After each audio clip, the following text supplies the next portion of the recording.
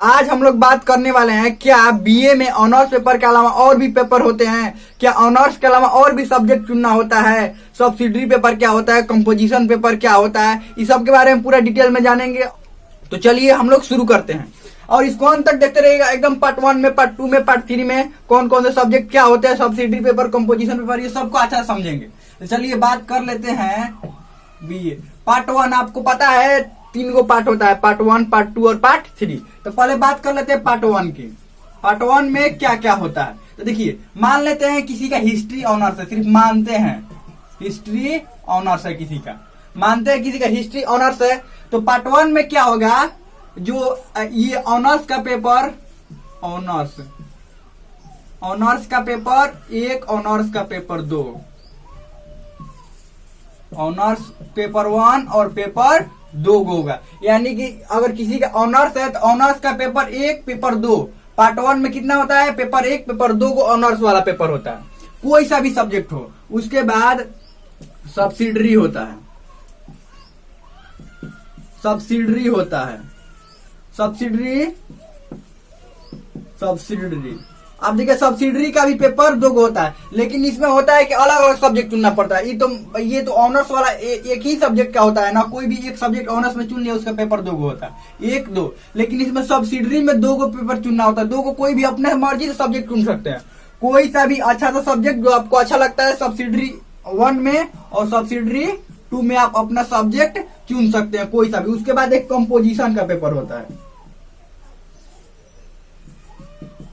Composition का एक paper होता है। ये पेपर कंपोजिशन का, इसमें आप कोई सा भी ये हिंदी या इंग्लिश कुछ भी आप चुन सकते हैं। कंपोजिशन वाला पेपर में हिंदी इंग्लिश कुछ भी आप चुन सकते हैं। देखिए पार्ट 1 में कितना पेपर होगा, 1, 2, 3, 4, 5, कुल कितना होगा 5।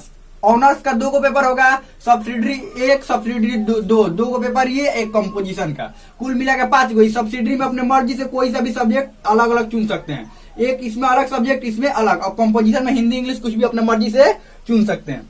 आगे बढ़ते हैं, उसके बाद बात कर लेते हैं पार्ट 2 में। अब पार्ट 2 की बात कर लेते हैं।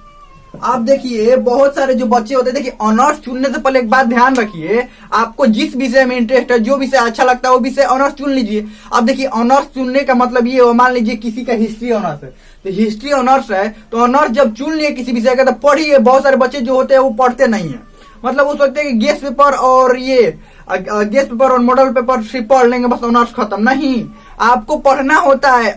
मान लीजिए आप ऑनर्स चुने तो पढ़िए, क्या दिक्कत है पढ़ने में। लेकिन नहीं, बहुत सारे बच्चे होते हैं कि बस गेस्ट पेपर और मॉडल पेपर से पढ़ लेंगे बस हो जाएगा। देखिए ऐसा नहीं होता है, आप ऑनर्स पेपर लिए तो क्या दिक्कत है पढ़ने में, पढ़िए। तो वही होता है। और देखिए, तो ये हो गया पार्ट 1 का बात। और पार्ट 2 का बात हम लोग करते हैं।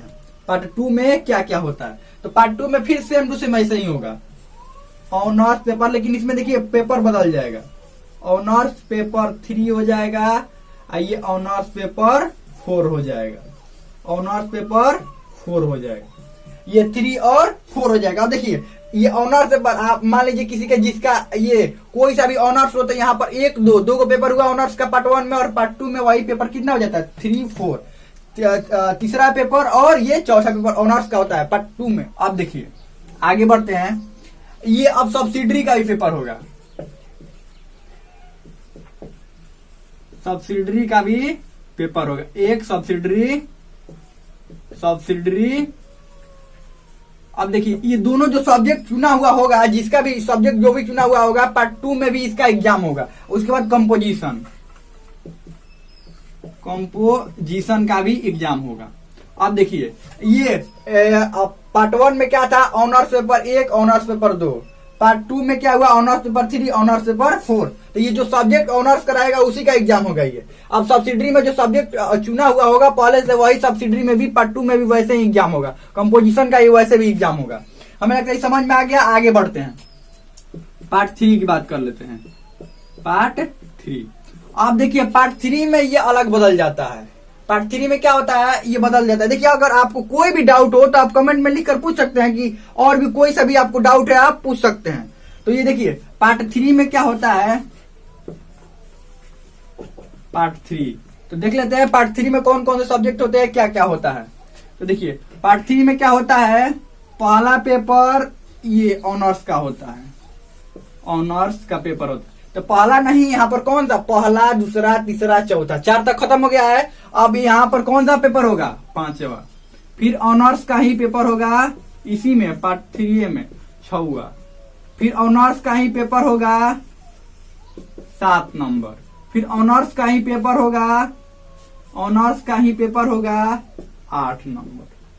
8 को पेपर खत्म ऑनर्स का। उसके बाद जीएस का एक पेपर होता है, जीएस का एक पेपर होता है। तो देखिए पार्ट 3 में क्या होता है, पार्ट 1 में, पार्ट 2 में क्या हुआ, 2 गो ऑनर्स का पेपर हुआ, इसमें भी कितना हुआ, 2 गो ऑनर्स का पेपर हुआ। लेकिन इसमें ऑनर्स का पेपर कितना हो जाता है पार्ट 3 में, 4 गो, 1 2 3 4।